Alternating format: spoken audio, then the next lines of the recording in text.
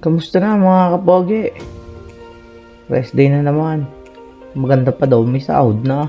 Ano pang gagawin? Tayo sumama na at bibili nga sila ng alak. Tara, ayan na. Tamang abang na mga animal at bababa na nga kami. Kompleto na nga ang aming team. Di kami susugod na sa pinakamalayong bilihan ng alak. Maghanap na rin ng mura. Alam naman tayo, Pinoy. Konting lakad mga kapogi at andin na nga kami sa aming unang napuntahan. Sipat kilates muna ng mga alak na bibilihin. Hindi ka, kitang-kita nyo naman. Kala mo bibili ng mga imported na alak. Panay papili eh. At ayan na, lilipat nga tayo sa ibang bilihan. At kamamahal pala ng alak doon. Isusuko mulaan din naman. Dini na nga tayo banda sa may likuran na accommodation namin. Dini medyo mura-mura ng kaunti eh. At rin na nga ang aming team. Tamang abang muna ng mga kontrabando. Maya tayo na may maghahanap ng pang chaser. Ayan na, nagkaabutan na nga mga kapoge. Lakad uli at tayo bibili nga ng chaser din eh mga kapoge.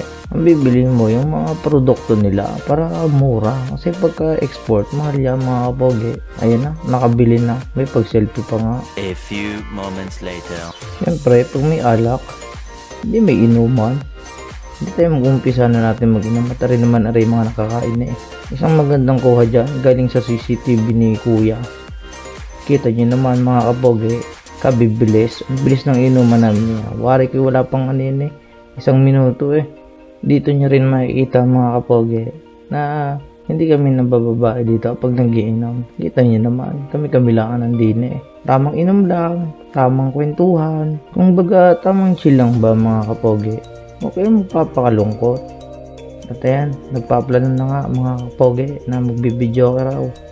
Ano pang gagawin? Let's go. Kuha muna ng pera, suot na ng salawal para tayo presentable naman tignan.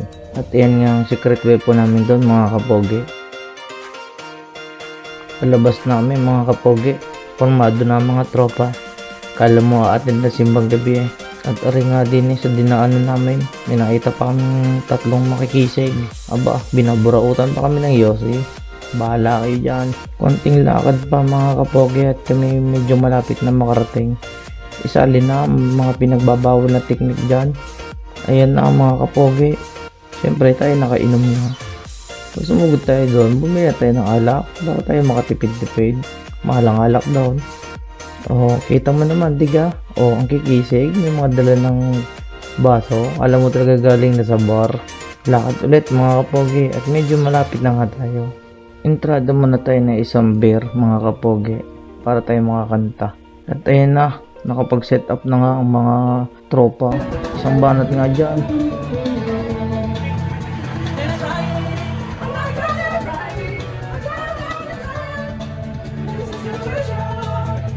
Aba, kita mo naman mga kapoge, ipit na ipit eh.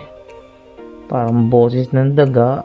Gagawa lang na nakapas forward mga kapoge, kaya ganon. Pero, hayaan nyo na. Ganyan lang kasimple ang ganap dito mga kapoge. O-order ka lang ng pa isa-isang beer. At yan, manawa ka kakakanta. At yan naman ilibre. Ayan, kita nyo na, mga nagsasayaw na yung mga tao. Hindi tayo sasayaw na din.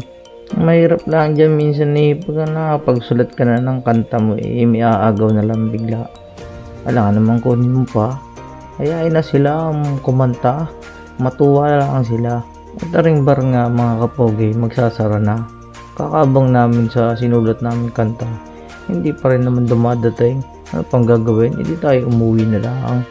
At taray naghihintay na kami ng bus at papasakayin ko na rin kasama ko. Kaya hanggang dito na lang. Salamat ulit sa panonood.